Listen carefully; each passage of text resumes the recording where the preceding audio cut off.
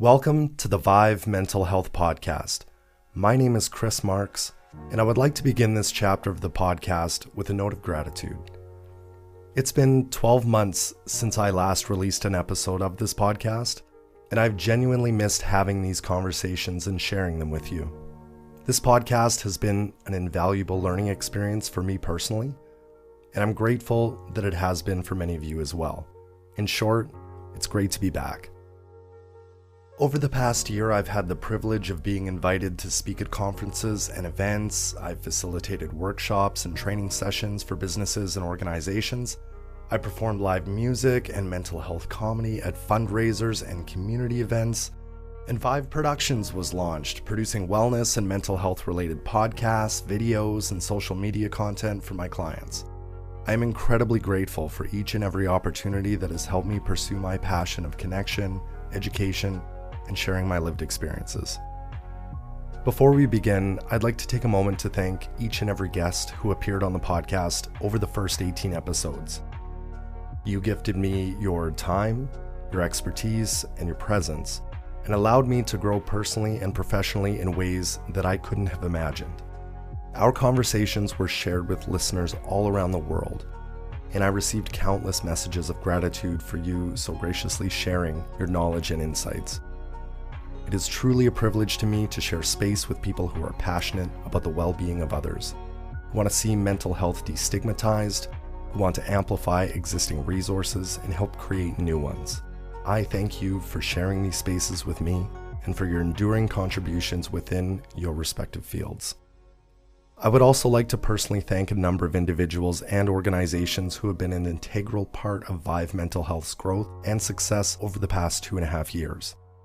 I've been incredibly fortunate to connect with some of the most inspiring and brightest people in the fields of mental health, wellness, business, community development, human resources, politics, and so many more. And I'm forever grateful for the opportunities you have each granted me to share my passion and expertise. I thank you for your advice, your compassion, and for believing in and encouraging me to continue on this journey. There are far too many people to name here, but I would like to extend a heartfelt thanks to Michelle Devlin of Creating People Power, Brandy Payne of Thriving Workplaces, Cornerstone Counseling in Edmonton, Leduc County FCSS, the Canadian Mental Health Association, the Mental Health Commission of Canada, the Alberta Cancer Foundation, Brooklyn Bignell of Stony Plain FCSS, Catherine Fletcher, Justin Lessard, Rebecca Hung, Carol Brookings, and everyone who has taken the time to connect with me both personally and professionally. Thank you for your continued support and for the incredible work that each of you do. Last, but certainly not least, I would like to thank you, my esteemed listener, for supporting this podcast since its inception or joining me somewhere along the way. It has always been my goal to serve you with something of value, something to consider, something to provoke thought and discourse, and to amplify experts in their fields and share the inspiring stories of everyday people. My role here is to simply be a liaison and a catalyst for important mental health conversations, because I believe that each one is valuable and vital to furthering the importance of mental health and how we as a society are addressing it. To every one of you who invites my guests and I into your space and for graciously giving us your time, thank you for all of your support, your messages, and your encouragement. This episode of the VIV Mental Health Podcast casts a wide lens upon men's mental health, a topic that was really only touched on briefly during the first season. It is a subject that I'm very passionate about, and one that I believe deserves the thoughtful discussion of many of its finer nuances, rather than the broad brush that it's often painted with, if addressed at all. The following conversation is with Justin Lessard, a mental health therapist and a dear friend of mine. Over the next hour and a bit, we will only be able to touch on a fraction of the many facets that exist within the realm of men's mental health. But I hope that our conversation will provoke many others just like it, and that we can further explore many of the tangents discussed in the future. This is episode 19 of the VIV Mental Health Podcast, featuring my guest, Justin Lessard. Enjoy. Welcome to the VIV Mental Health Podcast.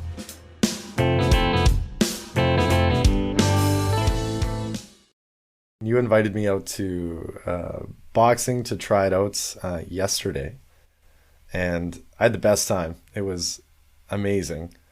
I am so sore today. My back and my shoulders are like, we've never done that before. Do this.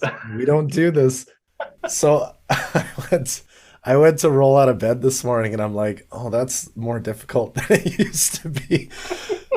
Honestly, that was so good for so many reasons. I mean, you saw the post that I made, but for me, it was not just the physical movement. I mean, we should probably talk about every one of these things, but it was the combination of mind exercise and the discipline, the movement, and the best part was just being humbled by being completely new at something, Yeah. which was a really great feeling if you can lean into it. That's such a neat place to be because I mean, I played guitar for years. I can pick up a guitar and like I'm pretty good at it. Yeah. And I could do other things, play hockey and I'm pretty good at it. But it's really cool to be so raw and so fresh and be reminded of it the next day physically. So I definitely know that I was doing stuff yesterday. So is that when you first started? Like, how long have you been boxing for? Now a year. And yeah, a little over a year. And like once a week, or do you drop in more often? Well, it started like once, so every couple weeks.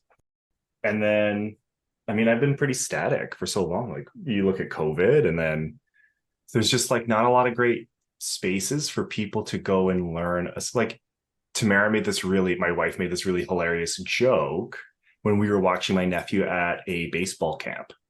And she's like, imagine they had an adult baseball camp. Oh, that's But a cool idea.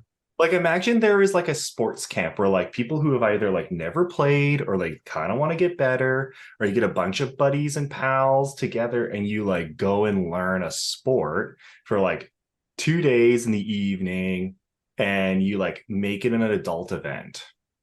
I was very fortunate to be raised by my mother in the sense that like I remember growing up and we were a hockey family, but my mom grew up figure skating. So we learned how to figure skate before we got into hockey. And you fall into the stigma because, I was in a small town. It was predominantly young men that I played hockey with. You had the odd female player on your team. And it was like, oh, figure skating is quote unquote like they would call it like a gay sport, or they call it a woman's sport, or they call it this and that. And I was very fortunate because my mom said that there's beauty in every sport, and there's like masculinity, there's femininity in everything, and everything in between. And so she was like, always be curious and always be amazed at what these athletes can do in whatever sport. It doesn't matter. That's really good advice. I could speak to figure skating a little bit. I used to take power skating in the summer. My instructor was an accomplished figure skater, and she did our power skating course in the summer. And we were young. I think I was 14, 15 for these camps. And like immediately we had so much respect for this woman. She could skate like the wind, but she had a bit of a tough love approach, and her purpose was to improve our skating. And there was no bones about, we're going to be learning figure skating techniques, and this will help you play hockey. And it was just a great way to learn about figure skating. And I have a ton of respect for figure skating. My parents and I used to watch Legends on Ice, or whatever it was called. Kurt Browning and Elvis Stoiko, and the things that they could do on ice.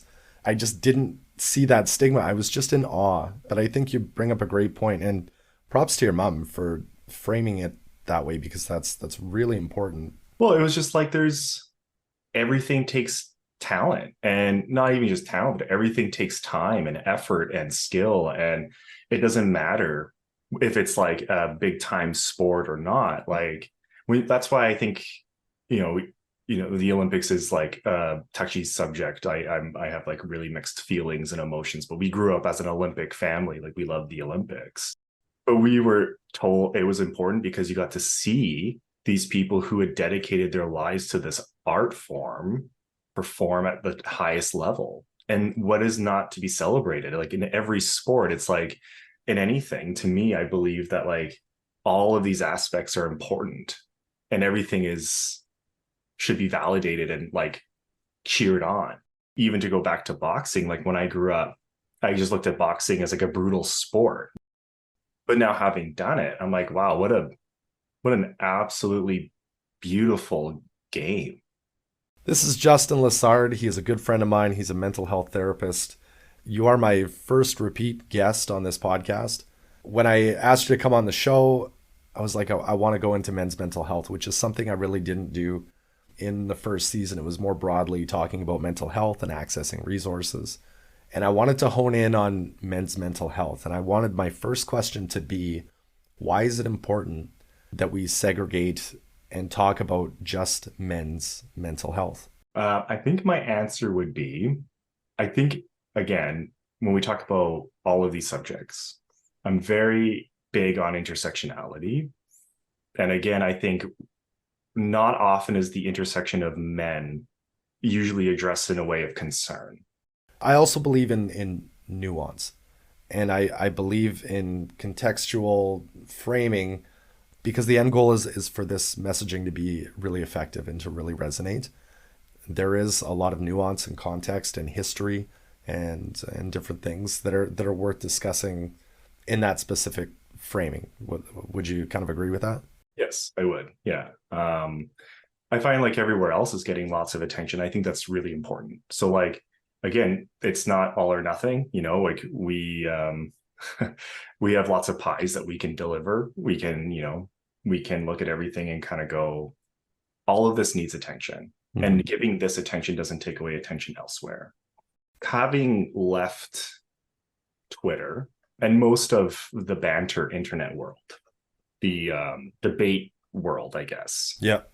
I think it's probably been a year, 2 years maybe, that I've been kind of gone from that world. And I've gotten to do a lot of reflecting. And one of the things that I fell into was that when we talked about men on the internet, it's usually quite volatile and hostile and irredeemable. And this doesn't mean when I say these things that I'm trying to remove accountability and responsibility and consequence, because those things are important across the board. What I'm looking at, though, is that you have a lot of very confused men. They don't know what to do. And one side of the political spectrum is going, be better, change, do this differently, please. And they're going, okay, how, what, where? And then they're going, and why? Yeah. And they're going, yeah, why? And that sphere is going, figure it out. Yeah, I'm not going to help you. I'm not going to educate you. I'm not like, you have to do this journey on your own. And they go, oh, okay. It does feel very siloing, and you're kind of left to your own devices. And modeling is so important, right? So let's even go a step further. Sure. So if I'm a parent, I use the child analogy. If I'm a parent and I tell my kid, it's okay, I don't care how your grades look. All I care about is that you're trying your best. But that parent is a workaholic who is super hyper focused on their own ambitions and hyper focused on how they're perceived and how they're viewed and their work and productivity and all this stuff. What message is the kid getting? It doesn't matter what you say. They see it. They see what the expectation is, so they try to meet it. And so even this was a conversation I had at a job. We were talking about self-care, which is one of my least favorite subjects. Mm-hmm. And we can talk about that another day maybe. But they're like, well, we don't expect this, this, this, and this. And I go, but that's not true. You email us at 5 a.m. You email us on Sundays. You send these things on not on downtime. So you say one thing, but what's the precedent that you set as leadership? What are you modeling? When you're talking to me about that you don't take lunch breaks because you're working so much, what are you communicating to me? It's incredibly confusing. And I think just that feeling alone, feeling confused is an awful place to be. You're in complete fog. You don't know where to go, where to start. And the easiest thing to do is nothing. Don't change. Just keep going in whatever direction you were gliding in. Yeah. Or you just find the spaces where you don't have to change. And that's where I was going to go. And so there's another side of the political spectrum that goes, it's okay. Come here. You can be toxic here. It's okay. If anything, we encourage it. We encourage this thing that over here is telling you to change. It's okay. You can be that here. Yeah, it's pretty enticing. Of course it is. It's incredibly enticing. And so this is where the problem lies, is where's the model for men? I think that if you don't have a reason to change, something tangible that you understand and you see like an inherent benefit from, what's your motivation to change? And my line of thinking, always, I start at the end. What's my end goal? I think we can all agree our end goal is to change toxic behavior, to systemically change how men and boys are raised in becoming valuable citizens in the society in which they exist. So that's where we're all starting. So we have a point of like, okay, we all agree we want better men in our society. To add to that, in tangent, I think most men want to be better. We have that drive to like, I want to be the best I can be, whether we were raised like that or not. Every human being, I think, just wants to be the best that they can be. So cool. We have a motivator and we have an end game. And then somehow we get lost in how that's being attained. And you mentioned a caveat earlier about accountability. And all of that is very important for behavior that's already happened. Absolutely, there should be accountability, and there should be a construct where that accountability is conducive to the end game that we all agree on, which is changing toxic behavior. And I think both sides of the spectrum, like one of them doesn't want any of that to change at all. Hi, we're a safe space for all things toxic. And it's the candy, it's the low hanging fruit. It's super easy to go, I don't have to do anything. What's in it for me? They're motivated by a collective, like a feeling of belonging. They have a group of people who will be in their corner. And the other side of the spectrum is saying, you got to put in all this hard work. We're not really going to tell you how. We're not really going to give you a way to do it. But we expect you to be better or you're not going to belong here. Yeah. And if you show up and you're not exactly where we want you to be, then you're out. Okay. So the burning question, but I think that's important. It's important to frame it kind of realistically. I am, like a lot of people, frustrated with the rise of how toxic masculinity is being platformed with people like Andrew Tate and Jordan Peterson to an extent. Guys like Joe Rogan get thrown under the bus all the time. There's platforms, and there's we just talked about all the ways that where men are enticed to absorb this content and to act a certain way. So if we all agree we just want change behavior, I'm going to pose it to you. What's in it for men to, one, do the really hard thing, which is take a hard look in the mirror and reflect on their thoughts, the way they see the world, and their own actions? What's their motivation for being a quote unquote a better man, changing their behavior? Because it's hard work. I don't know. I think that's I don't think that's isolated to men. I know we're trying to be like specific here. I agree. Like, yep. Yeah. Asking anyone to change anything.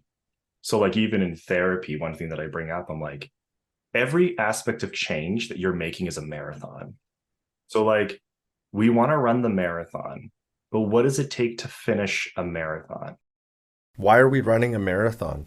Well, yeah. What's the point? For anybody to change, there has to be a benefit that they understand, that if I do all of this hard work, it's going to be worth it.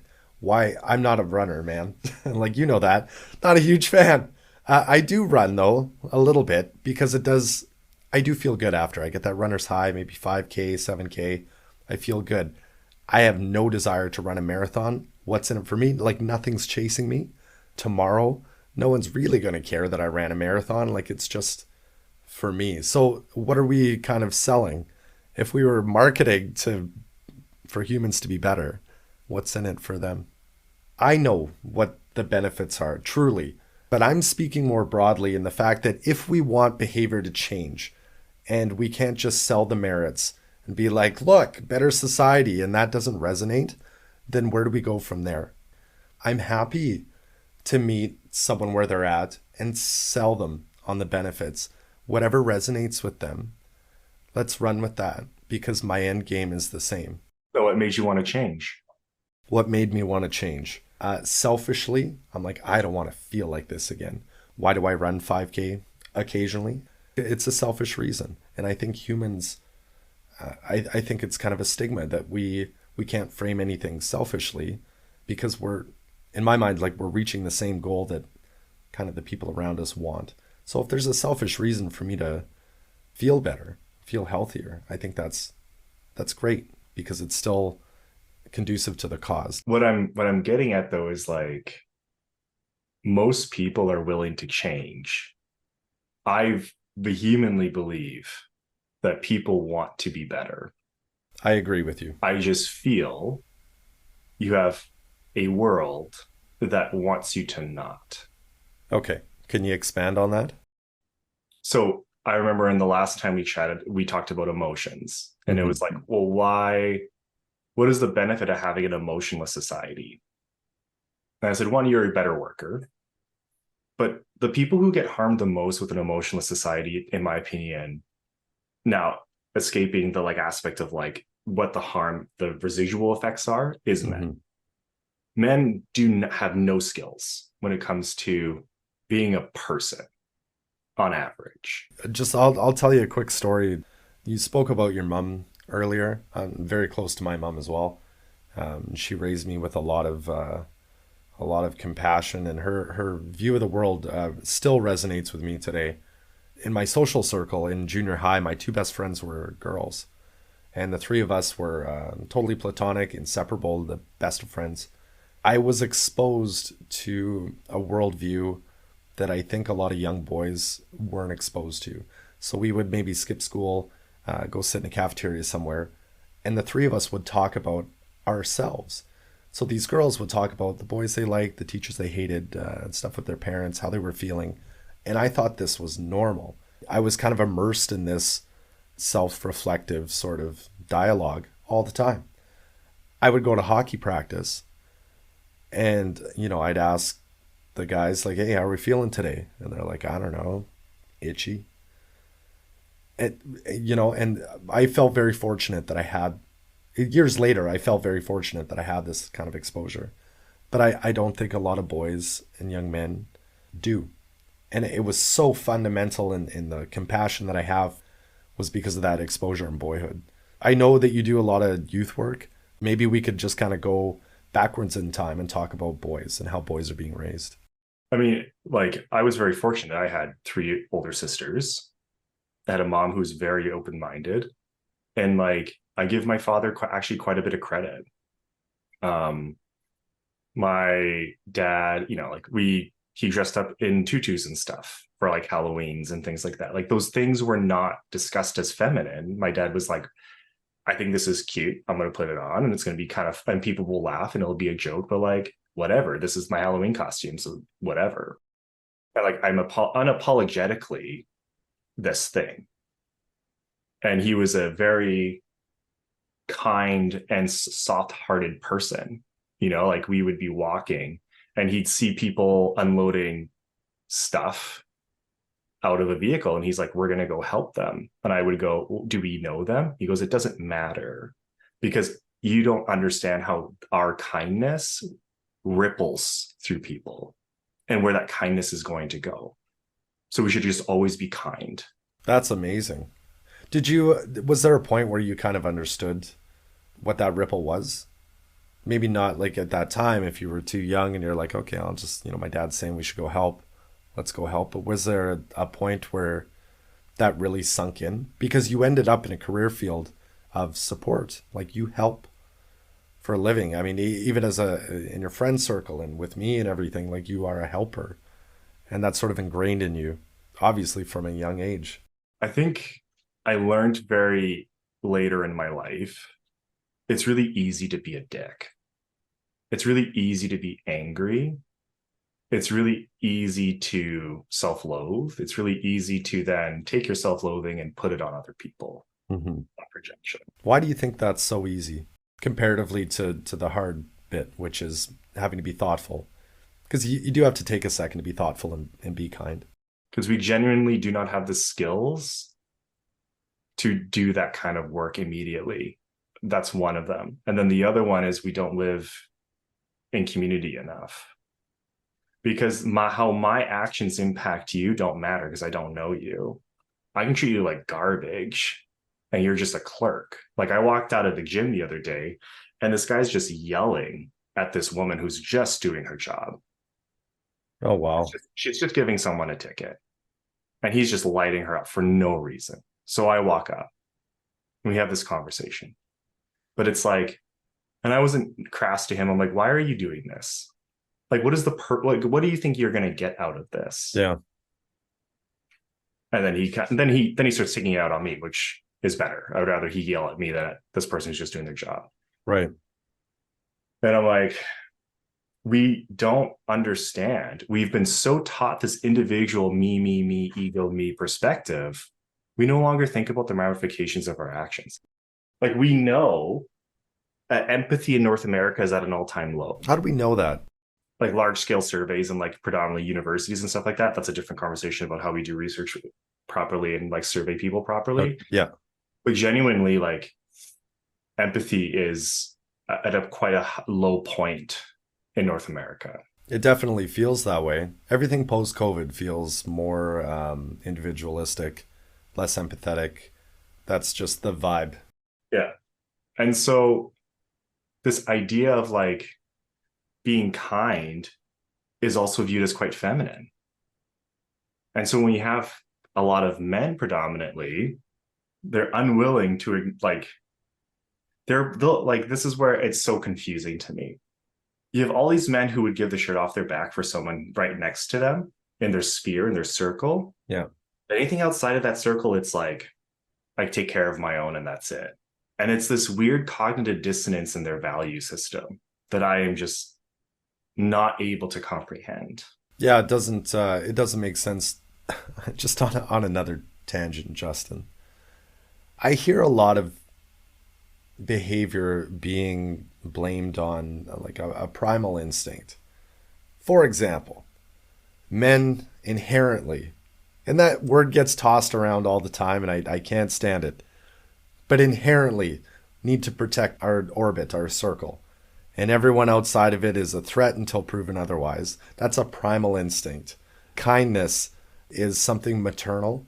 So mom's always kind, women are kind. Kindness becomes feminine. Dad was protector. In your opinion, is there any validation to any of this?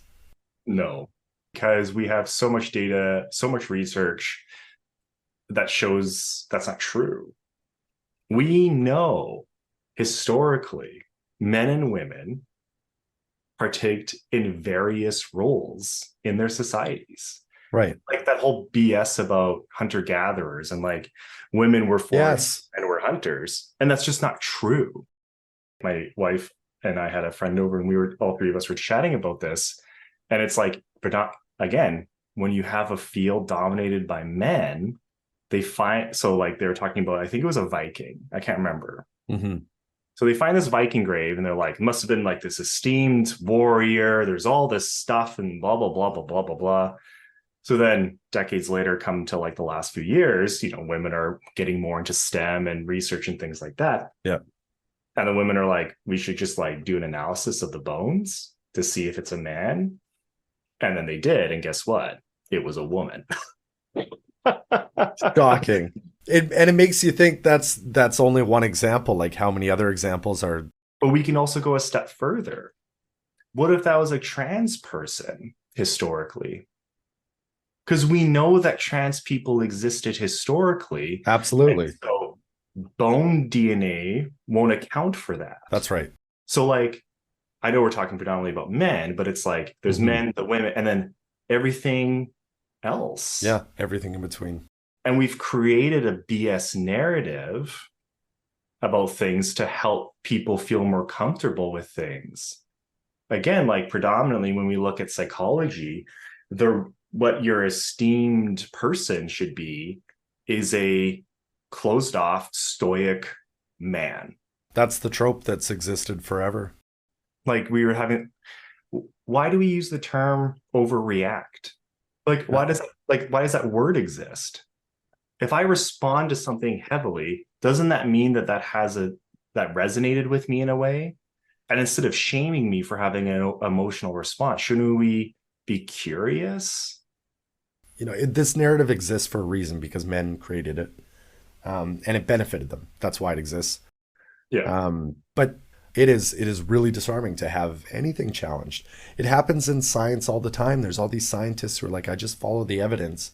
But we know there's scientists that speak up that go, if you buck the trend, if you challenge previous knowledge, it's really hard and you are ostracized. So it's like a microcosm of society in relation to gender and kind of how we think. Well, I mean, like, I'll use the Freud example that I love using whenever I teach in universities. That it's like Freud's first major essay or article was about the prevalence of sexual abuse, and to you can go a step further, incestuous abuse. And when he took it to his colleagues, they were all like, we can't acknowledge this.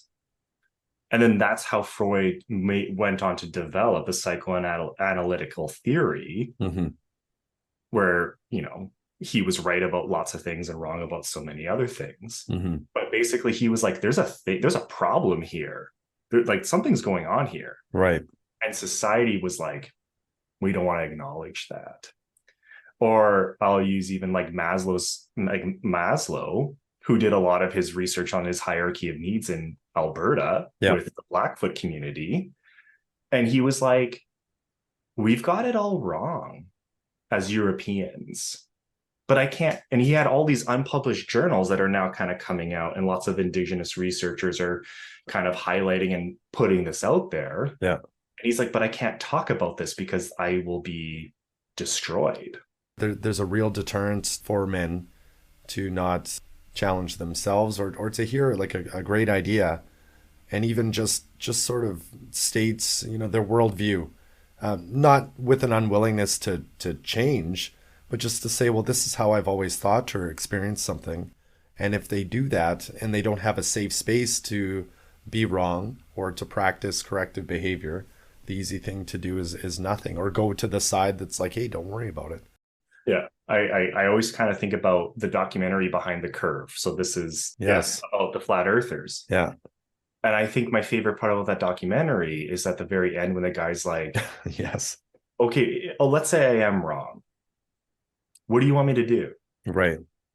Because if I leave this community that I've built up and create and like been a part of, and that is enamored with me, that loves me, that cares about me, that supports me, I leave this to go where? It was a very powerful moment, and it's sort of in tangent from the entire film. If you have your people looking after you, you need a heck of a lot of motivation to leave them. I think a lot of men feel that way, right? Well, that's what I was going to say. I'm like, and so we can bring that anywhere. We can bring that to men who are in these very hypermasculine circles, who have taken, the red pill or the whatever terms we want to use now. What do you want them to do? Because if they leave their community, their support systems, or things like that, to go to a place where now they have to also answer for all the harm that they've caused. And the way that we handle that when we go back to retribution isn't very good. I don't think it's very conducive to properly changing the behavior. It's kind of creating speed bumps along the way where maybe they're not necessary. Well, it's, why would I leave a quote unquote safe place for an unsafe place or an unknown place, right? We talk about that in, you talk about that in couples therapy or relationships, where even if you're in a toxic relationship or an toxic environment, at least I know what I'm in. Yeah. And maybe you've been there before and you know what to expect and you kind of know how the story plays out. Familiarity is really powerful. Yeah. And what if whatever's out there is worse? All the what ifs and all the scenarios play out in those internal conversations. They're really real and they're loud, and you feel like it's you talking, and you want to be able to trust yourself and go, yeah, no, I shouldn't stray from kind of where I'm headed. I don't want to leave the question burning, just to kind of state flatly that, yeah, if you're going to leave everything that's comfortable and great and easy for you, I really want to leave it with maybe some sort of actionable, or at least speak to the benefits of why doing the hard thing is important. Where can we kind of highlight maybe experiences that some men have had to say that right there was a benefit that you just kind of overlooked, but you were kind in this moment, or you were really good in this relationship in this way, and your partner and your relationship benefited from that behavior? Are there ways that we can do that to speak to the what's motivating me sort of counter narrative? I'm going to quote Jordan Peterson, unfortunately. I'm ready. I'm ready. Do not underestimate your absence will have when you're gone. So what does that mean to you? That for me, that we are more important than our brain tricks us to be. And I want to acknowledge historically how men have been portrayed, right? I want to look at media. The biggest trope in like family sitcoms for the dad is what? Useless, uncaring. Yeah. useless man. And if we don't, like, we like to talk about media and the impacts it has in all of these other intersections, but we don't do a great job of acknowledging that one. When I talk about the absence, I'm not even just talking about, your physical absence is like you not being here, but what about your emotional and your mental absence? I'm glad you added that, because initially in my mind, I'm like, are we speaking about our own mortality? But when we're emotionally absent, the effects are pretty profound. I think you can speak to it in the terms of like relationships, especially when men are emotionally unavailable, just how detrimental it is for both parties. Because making yourself unavailable doesn't mean you're not feeling things either. And I think the problem is that, and I find this in a lot of my circles, especially with not like my immediate circles, but like I'll use my dad as a great example. So I got a diagnosed ADHD 4 months ago, something like that. Mm-hmm. And it's highly genetic. And, my mom's like, well, I was like, no, like I have ADHD and I didn't get it from you is usually the joke I make. But I look at my dad's whole life and I go like, here's this thing that like, if he knew, it would have changed his life. Mm-hmm. And so even now he's 70 and I'm like, Dad, you can be better. And he was like, what's the point? Right. Like, I'm fine. Like, it's fine. Or I have another person, I'm like, oh, you should get checked for sleep apnea because it increases your rate of like, cardiac arrest by over 60%. Mm-hmm. And it's like, it's fine. And this is the biggest problem with, I find, in men's mental health, is the apathy about themselves. They just don't care what happens to them. I've dealt with self-loathing for years, and my view of myself has never really hit like a great peak. There's been a lot of pressure, I think, for most men to not think too highly of themselves. Like, we value humility in such a way that if you put too much value on yourself, it means you're not giving as a provider. And I think that trope I think that's wrong. I think both those things can exist, but it's never really framed that way. You're either one or the other. You're either kind of a selfish man and you're not providing, or you are a provider and your value is diminished in your own mind. Is that a fair statement or a fair analysis of maybe why that is? I don't know where it comes from. This was a part of that conversation that I was having with that friend and my wife. I'm like, where does this come from? Mm-hmm. This like men being soulless creatures. My genuine belief is that it's an aspect of under-discussed intergenerational trauma. So we focus a lot of intergenerational trauma in like colonized, minoritized groups, which I agree with wholeheartedly. But I think something that is often overlooked is the generational trauma that has been had from a lot of these men that have gone off to war and come back to nothing. My grandfather fought in the Second World War. He went through one of the most brutal areas during that war. Mm-hmm. He came back an alcoholic. How emotional do we think he was? How connected to his body was he? I mean, the only way to get through, I would imagine, to get through an experience like that is to disassociate as much as possible. And Mm-hmm. why wouldn't you bring that tool back with you so that you can live out the rest of your life without having to deal with that trauma?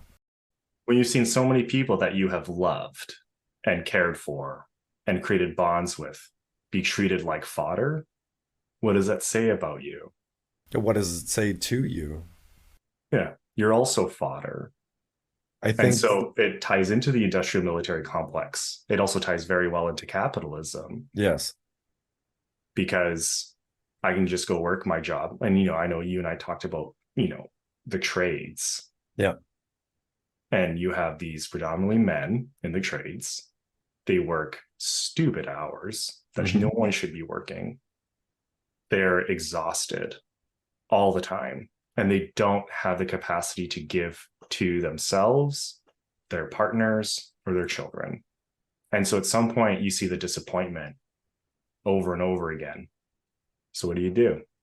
You shut down. Because it feels like, what else can you do? Exactly. Yeah, I think it's important that we mention capitalism in this conversation because it's just how important money is, how important it feels. I know my time in the trades, I look back, I think fairly objectively, but we all had to wear the same blue coveralls. The larger machine shops that I worked at, I was a literal number. So my name was not on my time card. It was an employee number. So that's just the trades. Now, if you look at traditional office work, men are expected to be in a suit and a tie. Everything is very like uniformed. And really all this individualism is taught out of us at a young age. I mean, you're a former teacher. So that was one thing that really hurt you, I think personally, was that you were teaching the individuality out of kids.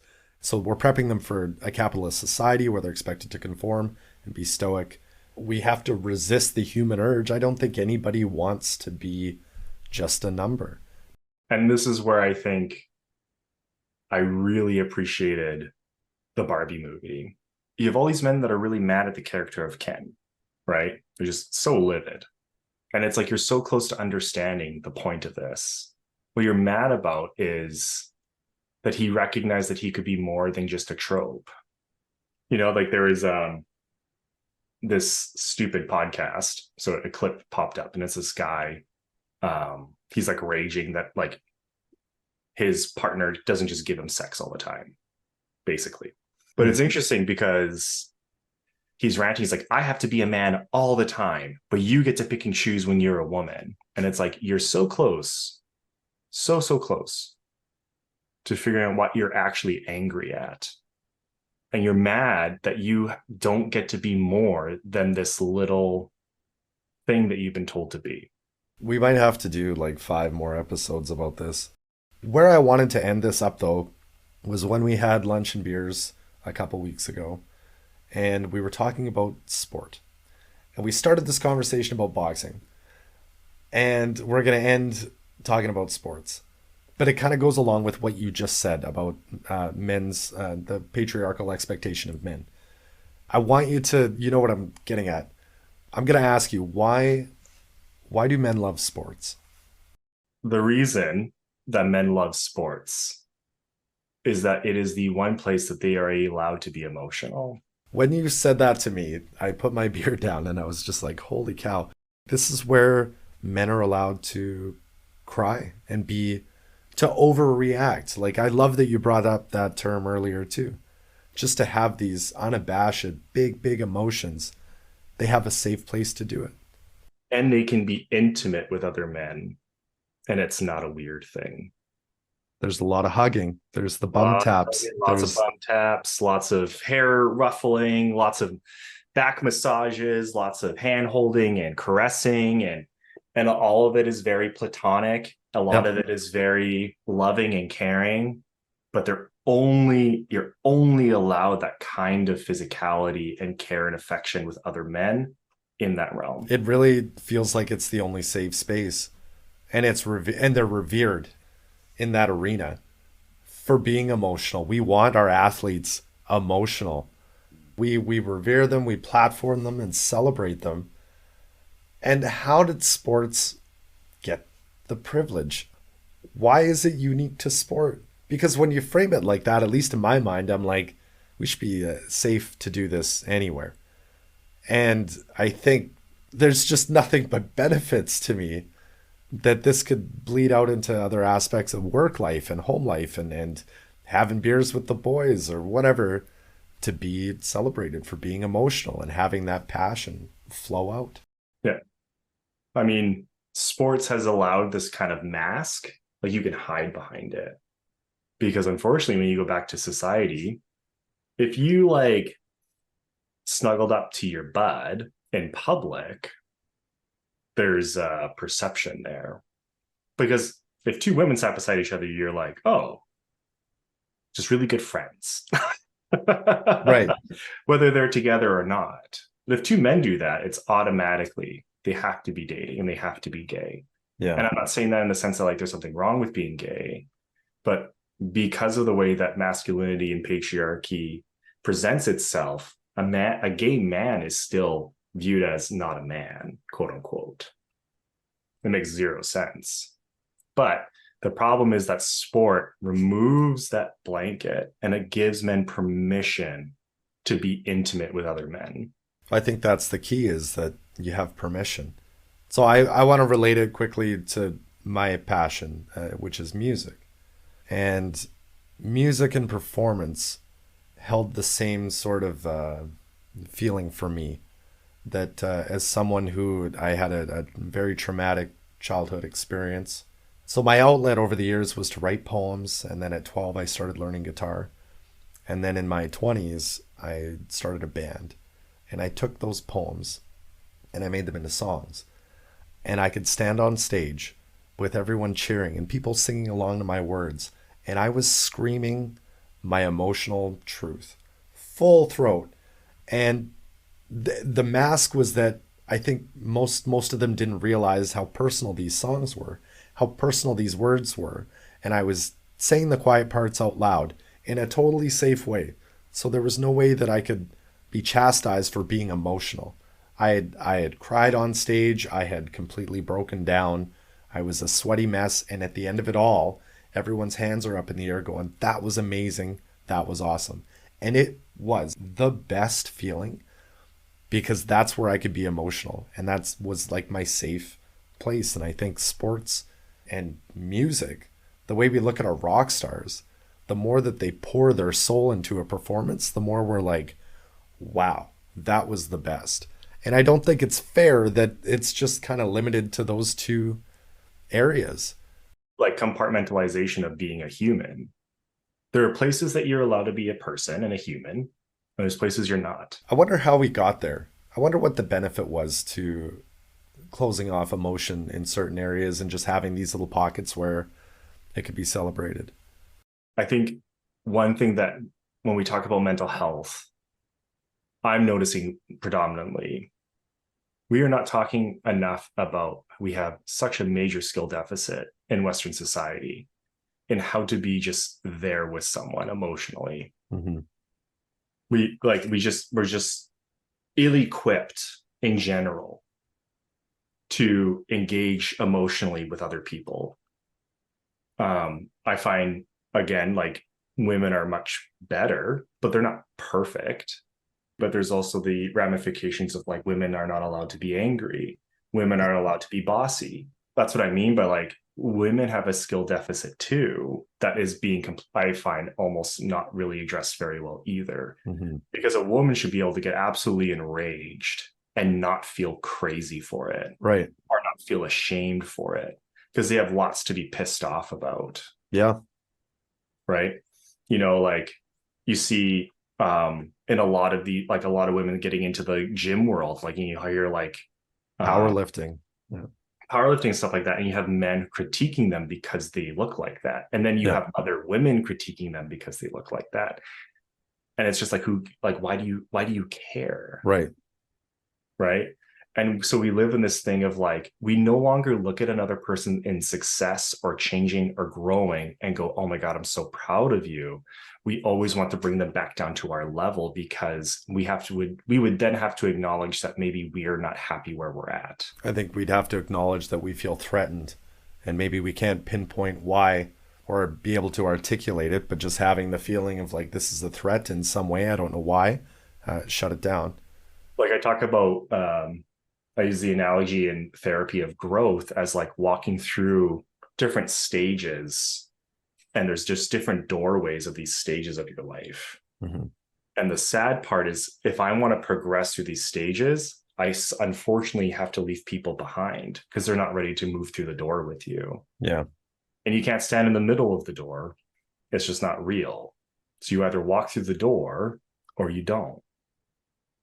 Because I had to acknowledge, I'm not happy where I'm at. And the problem is we look at that and we go, oh, there's a problem there. Mm-hmm. But I don't think the problem is acknowledging that we're not happy. It's going, okay, well, what's the thing that we're not happy with? How do we change and grow positively in a healthy fashion? And that's, again, when we talk about all the way back to men trying to find ways to grow, a lot of it is in the like toxic workout, toxic fitness culture. Yeah. And I use toxic because there's really important and necessary things in fitness and health culture that are actually really good and beneficial. Absolutely. But the toxic stuff is easier because you don't actually need to change. You just got to go angry and lift things. Right. Yeah. Like I can speak to, I really love like a great workout. Like I left yesterday, I was on such a high. I haven't felt that good after a run or playing hog. Never. My brain was stimulated. My body was like, yeah, that was awesome.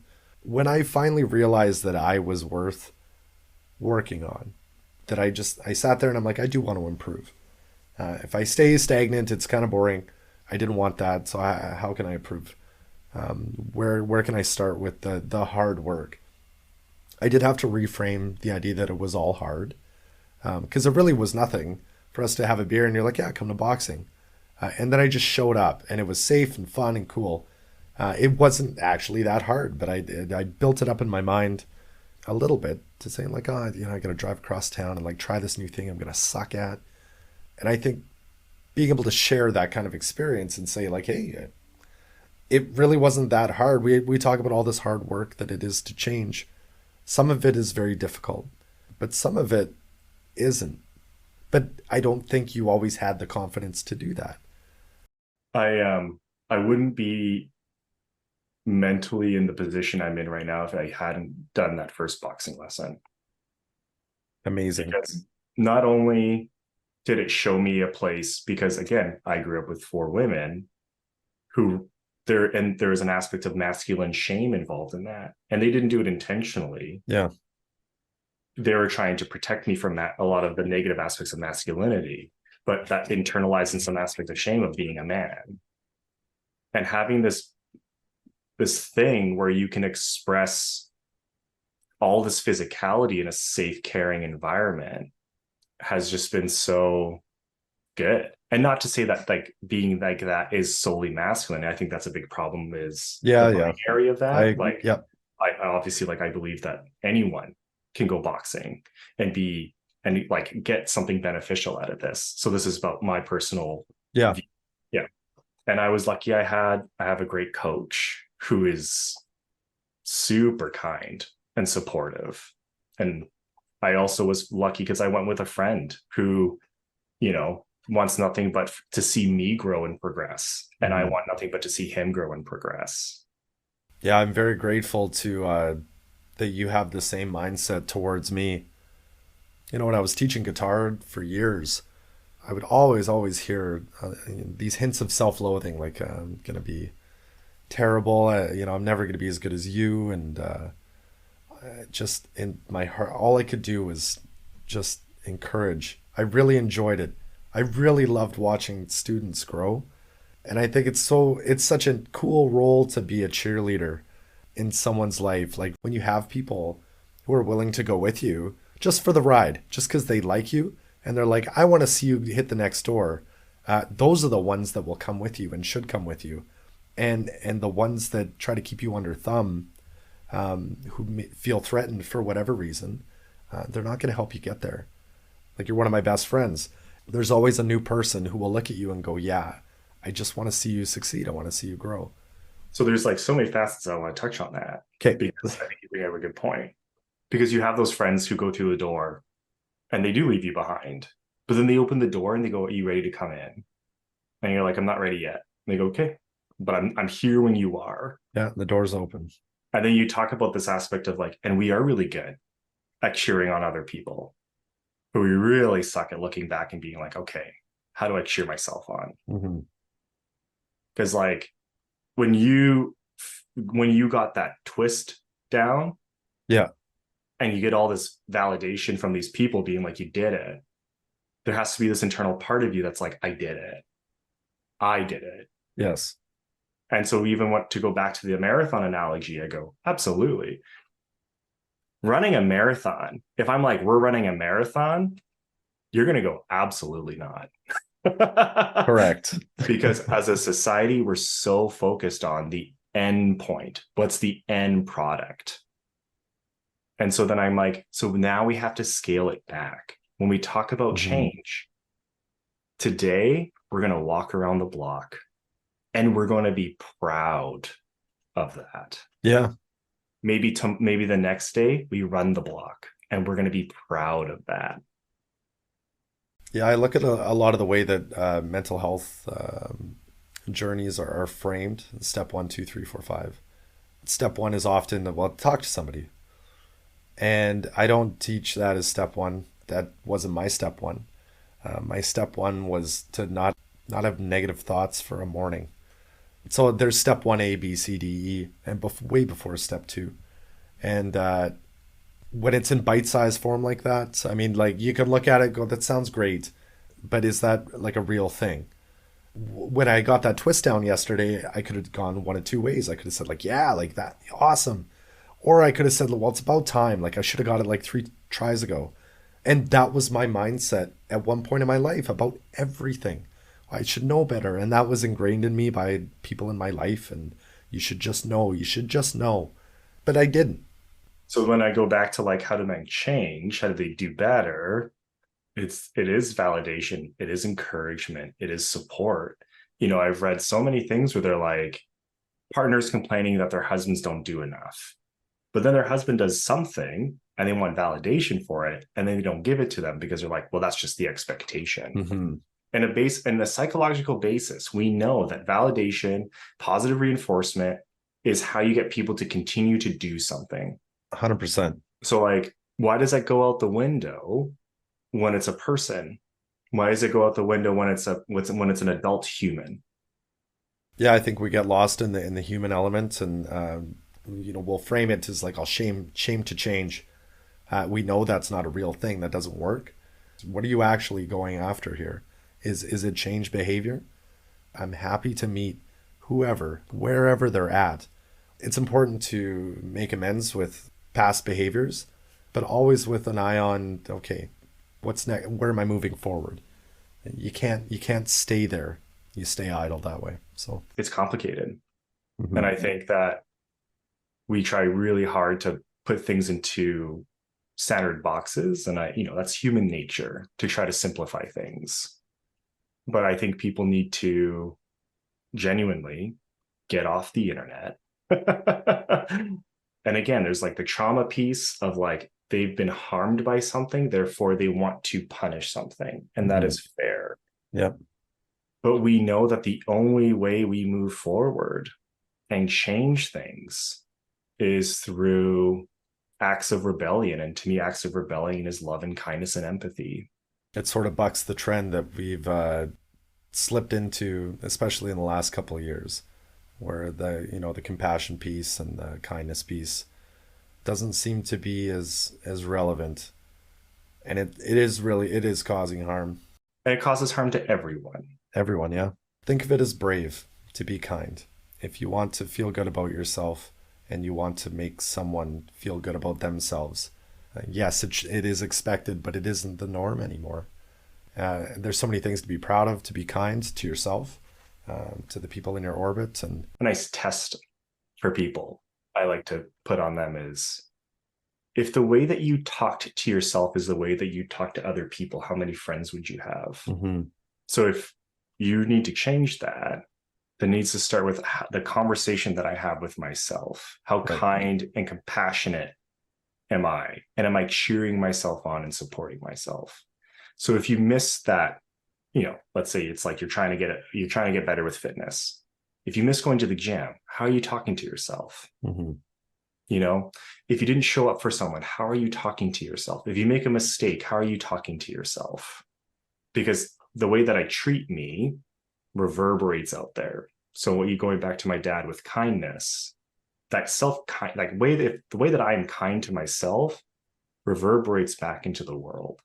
Whoever you are listening, just think about how you speak to yourself, because it's projecting outwards. So, my friend, I can't thank you enough. That was lovely. Anytime. Thank you. Anytime. If you think you'd make a great guest on the VIV Mental Health Podcast, or you would like to sponsor one of our episodes, email info@vivmentalhealth.com.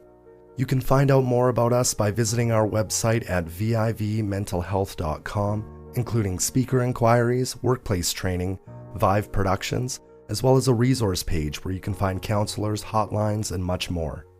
This podcast is not intended to diagnose, treat, or replace professional medical advice.